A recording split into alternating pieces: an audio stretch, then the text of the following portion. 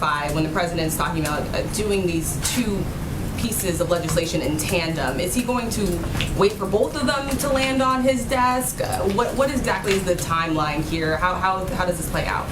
Well, again, he believes the American people elected him to lead on getting results, to put out bold ideas to the public. That's exactly what he's done. And we're going to leave it to leaders in Congress to determine the sequencing and the timeline for those pieces moving forward. But he's going to use every lever at his disposal. He's going to be involved. He's going to roll up his sleeves. He's going to work like hell to get both of these pieces of legislation done. What does that really look like? Because he says that if one doesn't come to him, he's not going to sign the other. So is he going to wait for both of them to land on his desk before signing the bipartisan package, waiting for the reconciliation package to come through? He fully expects, hopes, plans to sign both into law, and he will leave it to leaders in Congress to determine the timeline and the sequencing. Go ahead. So just to follow up both on that and Darlene's question, the issue Republicans seem to be having is on that specific issue. I won't sign it if the other one isn't on my desk. And I think that's what has them frazzled, perhaps would be the word right now, an eloquent one. So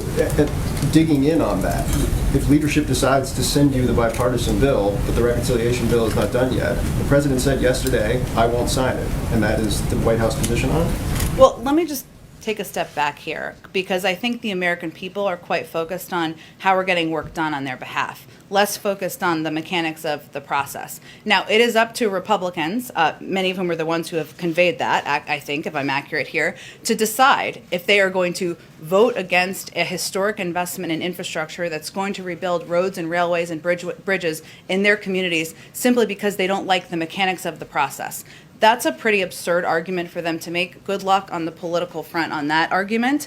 So the president's going to continue to advocate, educate, convey to everyone directly why this needs to move forward. And he plans to stand exactly by the commitment he made yesterday to them, and he expects they'll do the same.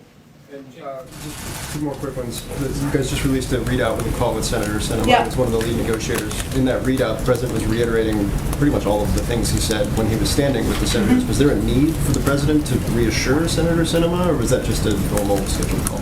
I think it's just a reflection of the president's commitment to stay very engaged. Yesterday was not the end. I know none of you thought that, but just to be clear, there's work ahead. Senator Sinema was an important leader and partner on this effort to get this bipartisan bill passed. He also reiterated in that call his desire and his commitment and interest in getting a reconciliation bill passed that has a lot of his key priorities, whether it's extending the child tax credit, making universal pre-K a reality, or community college a reality for kids across the country. So it's ongoing engagement. He's looking forward to signing both bills into law. Can I follow